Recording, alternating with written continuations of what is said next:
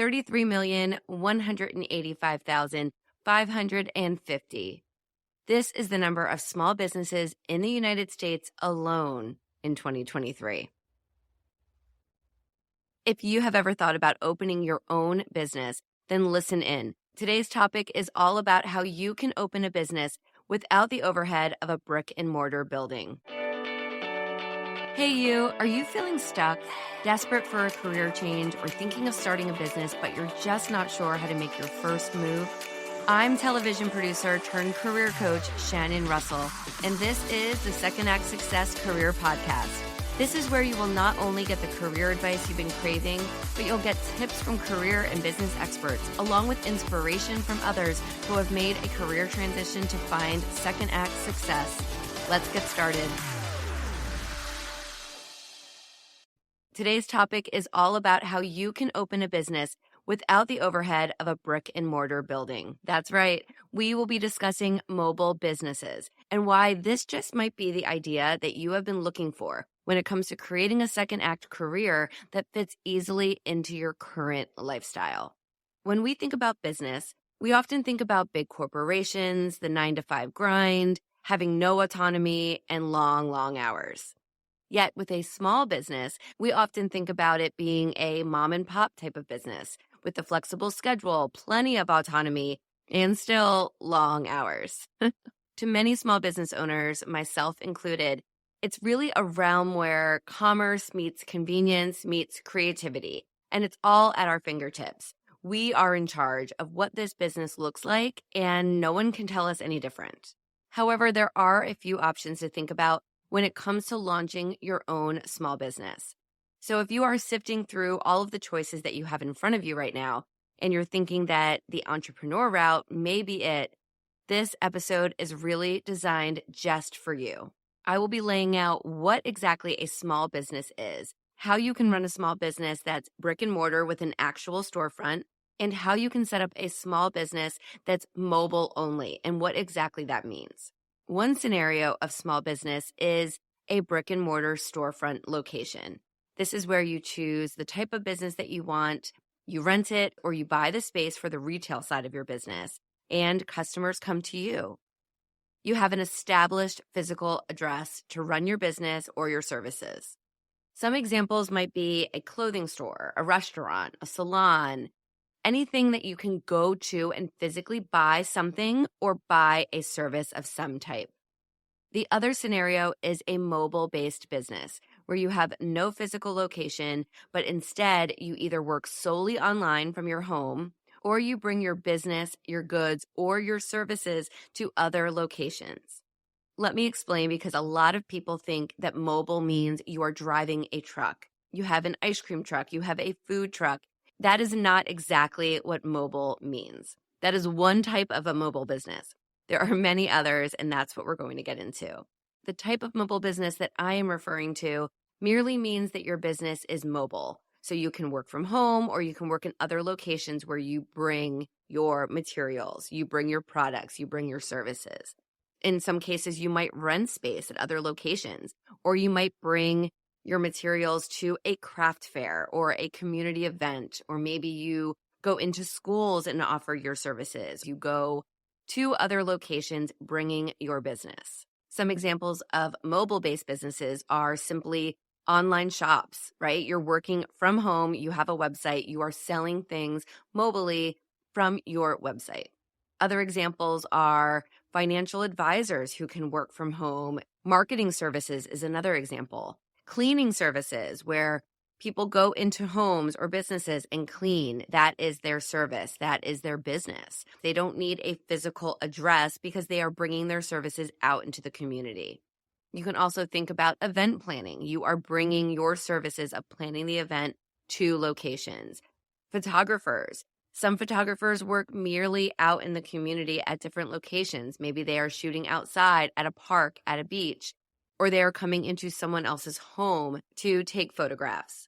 Or even home healthcare is a really large mobile-based business where you are going into homes to help people on a daily basis with their health and their home healthcare situation.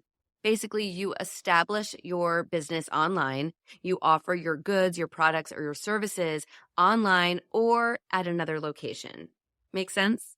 Okay, so we set up the two options that you can have when you're thinking about starting a small business. There are definitely pros and cons to each of these different business styles. But before we get into that, my reason for wanting to make this episode of the podcast is to really share an experience that I had recently with one of my businesses. This is what sparked me wanting to create this episode for you. And I just really feel like it could be a valuable lesson that I just want to share with you. So, to get into my story, when I left my job as a television producer, that was my career for almost 20 years. And I chose entrepreneurship as my second act career. I have spoken about this on the podcast many times, but for those of you who might be new here, I want to give you a brief rundown. I opened a small business in 2016 called Snapology. It is a franchise and it's a mobile-based business.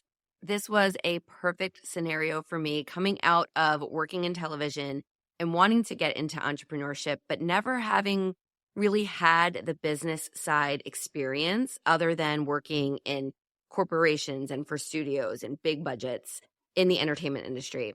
I really had never worked in small business day to day, me being in charge of it all. So I wanted to ease into business. And I also had a 1-year-old and a 4-year-old at home, which is another reason why I was transitioning out of television, because I wanted to have the flexibility of owning my own business and being home for my family. This business is all about teaching children STEM education through robotics and Lego building. So I would work from home and do the business, the admin, the marketing work, all from the comfort of my home with my children. And then my team and I would go into schools and community locations and teach kids our classes. So I had no overhead, and the business really worked well because it was flexible with my home life. Now, cut to a few years later when I decide that I want to grow the business more and I want to open a storefront location. At that time, we were so busy teaching in the community and I loved it. Everything was going great, but I wanted to have a destination for my customers to come to and do classes and have parties. I really wanted to grow the business. So I wanted to have the community mobile aspect, and I also wanted the brick and mortar aspect as well.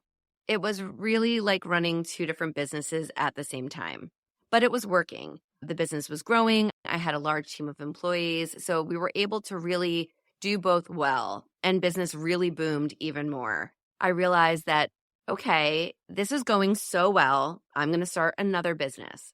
That is when I launched my second Act Success career coaching business, and of course, this podcast that you're listening to now. This business was also a mobile business because I can work with my clients virtually anywhere. I have clients in different countries. I have clients all over the United States, and I'm able to run that business from the comfort of my home office. It's another example of a mobile business where you don't need a whole lot other than an internet connection to really serve your business. You're on the computer most of the day, but again, it's mobile and flexible. Now cut to a few months ago. All is going well. Both businesses are doing amazing. We're really thriving. And here is when my aha moment comes in and the lesson that I really want to share with you.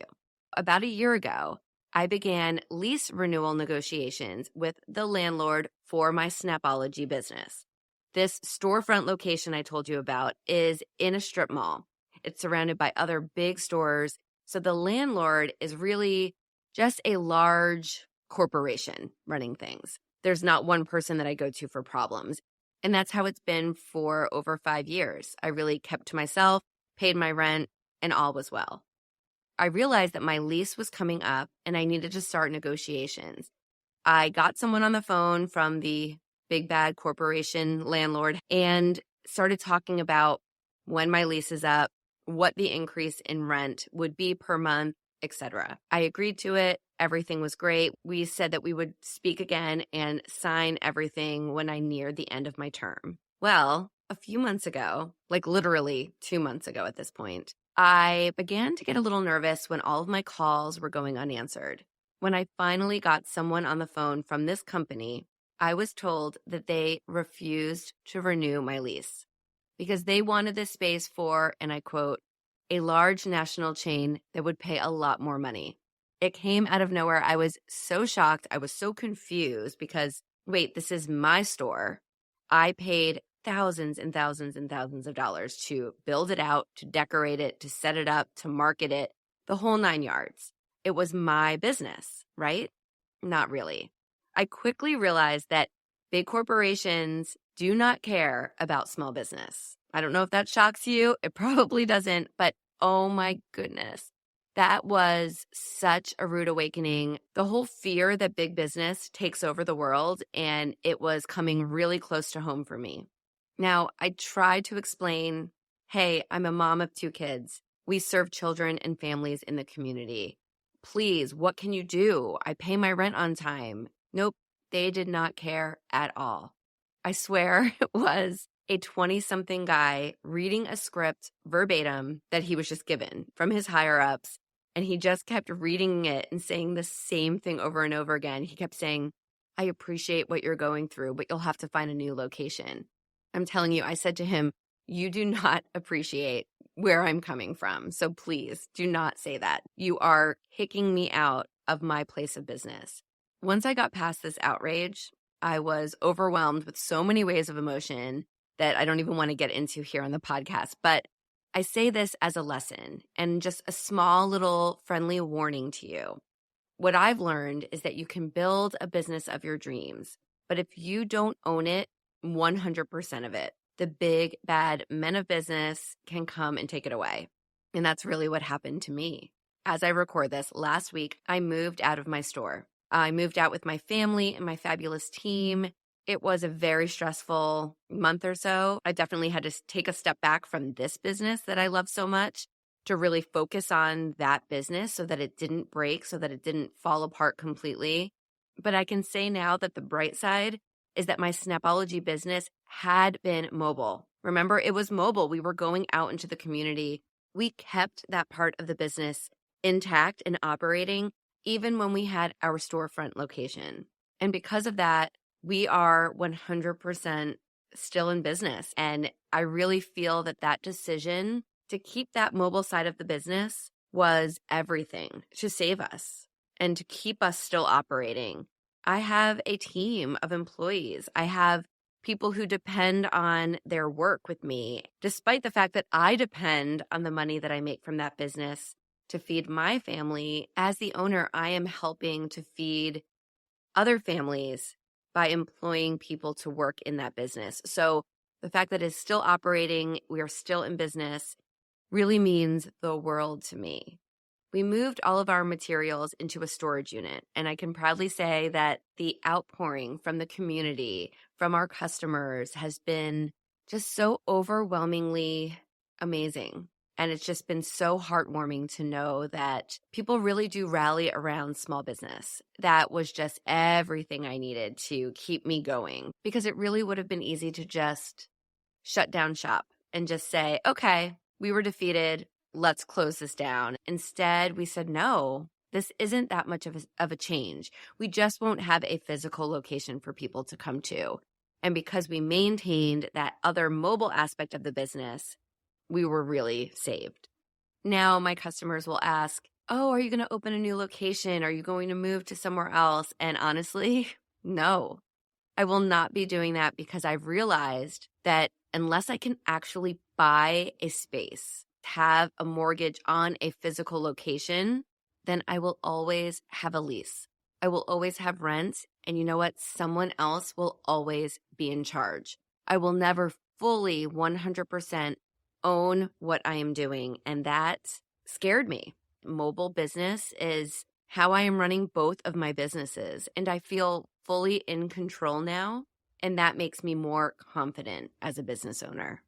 So I wanted to make this episode really to share the ups and downs of what I've been through recently with my other business. And I want to be transparent and show you all the different sides of small business, because that is what you need in order to make the decision for your future in the best possible way.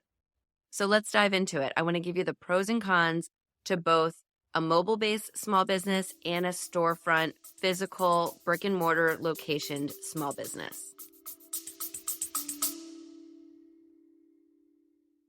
Have you been wondering if now is the right time to change careers? If you have been asking yourself that question, you are not alone. I created a new 10-question quiz that will give you the clarity you need. Download the quiz at secondactsuccess.co/quiz. You will get results quick. Plus, you'll get action items for you to implement right away. I am also including private podcast links to give you even more information on how you can move forward to pursue your second act career. You can grab it now at secondactsuccess.co/quiz. Good luck.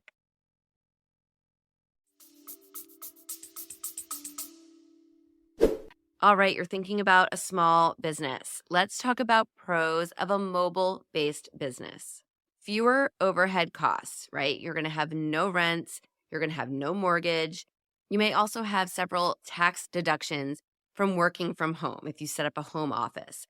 So, really, it's no overhead costs that can lead to a significant savings. You also have the option to sell products or services locally or internationally, where if you have a physical location, sometimes you're just selling to your community. Having a mobile based business really means that the world is yours. It's really your oyster, and you can sell as local as you want and as far away internationally as you would like. The next pro, and probably the biggest for all of us, is flexibility. You will establish a flexible work life balance that works for you. You make your own schedule. You decide how much you want to work. This is a really ideal scenario for a parent or for someone who's a retiree and just wants some extra income and something to do, that flexibility that we all crave. Another pro for mobile business is that you get to know your customers through working out in the community, if that's where you choose, or even interacting online more one-on-one. You get to interact more if you have maybe a chat feature, or you're just really hands-on and wanting that feedback and wanting to get reviews and making sure that your customers online are truly happy. But you also get to go out into the community. If you're out cleaning someone's home, or if you're doing financial or marketing services online with people, you're working with them one-on-one. You're really getting to know them in a closer way, more long-term. Same as if you're out and about selling your goods or your products, you're still getting that interaction face-to-face, whether it's in person or online. Again, it's just that flexibility of building it the way that you want. Let's get to the cons of mobile business. You might be working from home and you may need to convert space in your home to be an office. You might need space at home for your equipment or your materials, and it can definitely be a challenge in disrupting your family life. It's figuring out what works best for your family at what stage of your business. Now, a storage unit is always great, and I definitely suggest that because the rent of a storage unit is so much cheaper than the rent that you would be paying to open your own store. However, that is still a cost that, especially when you're starting a business, you may not have the money for those costs right in the beginning. So you just have to figure out where you will be producing your goods and where you will be storing them. And you also have to comply with regulations that pertain to a physical building. You might have to get certain licenses or permits, even though you're a mobile business. You still have to set up your business in the same way, whether you're mobile or a physical location. So do not forget that step. That's very, very important when starting your business and really looking into all the legal, accounting, tax side of things when it comes to setting up your mobile business. It's very much still a business. So just keep that in mind when you're setting everything up the first time. One other con that I do want to touch upon, because I've had a lot of entrepreneur friends of mine bring this up as something that they struggle with as a mobile-based entrepreneur, and that is the loneliness that you can feel when you work from home. So if you are someone who really enjoys being around people and you like the camaraderie of being in an office and being around coworkers, then that may get a little lonely and feel isolating for you. Just something to keep in mind as you build out your business. You want to make sure that you find ways to socialize with other people or to get that one on one personal contact from whether it's your customers, your clients, or just other people in your industry. That's a plus for social media that you really can find groups of like minded business owners that you can connect with online and you can share your struggles and what you're going through. That's just a way to flip that loneliness side of being a solopreneur. And hopefully that makes a difference. All right, let's get to the pros and cons of a brick and mortar business. Pro number one, customers still prefer to buy in store. Back in 2018, the US Department of Commerce estimated that only 14.3% of total retail sales occurred online, which is really drastically low if you think about it. E-commerce sales have really been growing each and every year, especially since the pandemic, where we were all forced to buy online. There's still such a demand for people to get out and purchase in store, especially. So that is a huge pro for a physical location. The next fact is that if you are selling physical products, you're selling in person and it's a lot less crowded. Whereas if you are on Amazon, you have a lot of competitors right in front of your face. So you might see an item and then right next to it is another item for slightly less, and you might just take that item instead. If you're in person, what you see is what you get, and that is really good for your bottom line. So selling in person is less crowded.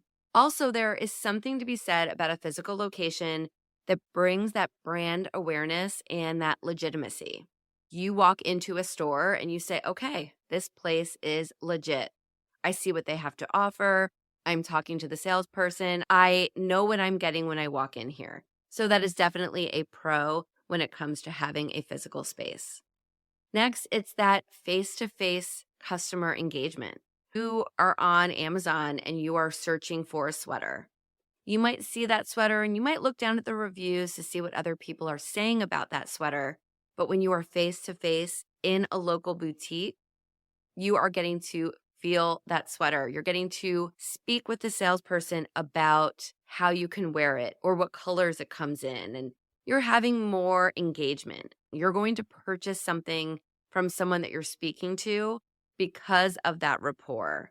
And that will show at the end of the year in your P&L as you have driven more and more sales from your face-to-face customer engagement. All right, let's go to a few cons for the brick and mortar location small business. Of course, it's the cost, right? We talked about it earlier, the overhead. Setting up shop at a physical location costs a lot of money, and that is over and above your rent. That's an architect, that's a contractor, that's painters, that might be a designer. Not to mention furniture, equipment, signage for the interior and the exterior of your store. And then, of course, you have your utilities. One other significant con as well is that you can have this physical space, but guess what? You still need to have a very active online presence. You may have people who look online to see your website before they step into your door. You want to not only have your online website, you need to have your social media. And that is sometimes another business in itself to really manage and take care of, in addition to your physical space and taking care of the actual location that you're in. One other thing I want to mention too is being present really makes your business succeed. Many of us don't have a big team, especially when we are starting out. So if you open your doors, you are most likely going to be the person who spends open to close at your location because you are setting up the processes for your team. And then when you kind of work out those systems, you can teach those to your employees, of course, and hopefully step back. But in the beginning, you will be spending a lot of time there. That interim buildup is going to need your attention fully. Just another thing to think about when it comes to building out a physical space for your small business. Okay, I hope that listing a few of these pros and cons really helps you to see all sides of these two forms of small business. And honestly, having been part of both sides, I can sincerely say that both are wonderful in their own rights. and I'm a big supporter of small business no matter what it is. I feel like there are pluses and minuses that all add up to one thing when it comes to starting a small business, and that is independent success. If you want to be out on your own, I say go for it. I'm telling you, it's not always easy, but it's all you. You decide what you sell. You decide what services you offer. You decide how fast your business scales. You decide it all. It's your business. For me, I was looking for flexibility after years at a hectic, fast-paced career in the entertainment industry, and building a small business is what I needed. I knew that I could take what I learned in my past to build out my future. I also saw where I was in my life as a mom of young kids and what I could handle on a day-to-day basis. With all of that information, I chose my path. But my friend, the bottom line is that you'll either work long hours for someone else making them money, following their rules, or you can work long hours for yourself, making a living for yourself, and following your own rules. It's your choice. I want to leave you with one last thought. You don't have to make a decision now. Please know that you hold the answer that you are searching for. You have the experience from the career you are in now, from the jobs of your past. You hold that experience, and you can bring it with you to the next. It's really just a matter of taking a moment to sit in silence with yourself, to ask yourself what you really want and what you want your future to look like for you. Thank you for letting me share my story and my experience. I hope it sheds some light for you as you figure out your path to second act success. I'll talk to you next time. Make it a great day, my friend. Thank you for joining us. I hope you found some gems of inspiration and some takeaways to help you on your path to second act success. To view show notes from this episode, visit secondactsuccess.co. Before you go, don't forget to subscribe to the podcast so you don't miss a single episode. Reviews only take a few moments and they really do mean so much. Thank you again for listening. I'm Shannon Russell, and this is Second Act Success.